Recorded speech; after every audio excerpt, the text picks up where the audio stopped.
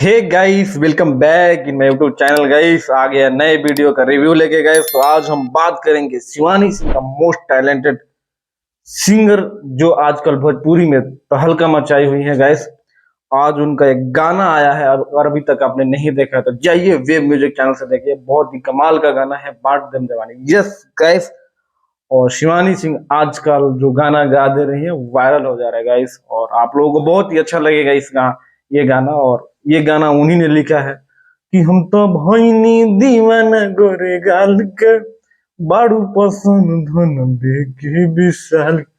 ये निकी निहाल का लिखा हुआ गाना है, और बहुत ही कमाल का गाना ये है गाइस, और बहुत ही जबरदस्त गाना है। और अभी तक आपने नहीं देखा तो जाइए वेब म्यूजिक से देखिए। निक्की नियाल ने इस गाने को लिखा है, और हमेशा सबको बता दें कि प्रियांशु सिंह ने इस गाने में म्यूजिक दिया है, और बहुत ही कमाल का म्यूजिक है, बहुत ही कमाल का गाइस। और शिवानी सिंह को आप कितना लाइक करते हो यार, वीडियो को लाइक करके बताना और कमेंट करके बताना। और आप चैनल पे नए होंगे तो ये टोटो टाइगर जो चैनल है इसको सब्सक्राइब कर लेना, और बेल आइकन को प्रेस करना जिससे कि आने वाले वीडियो के बारे में आपको पता चल सके। मिलते हैं अगले वीडियो में गाइस, तब तक के लिए अपने भाई को दीजिए इजाजत।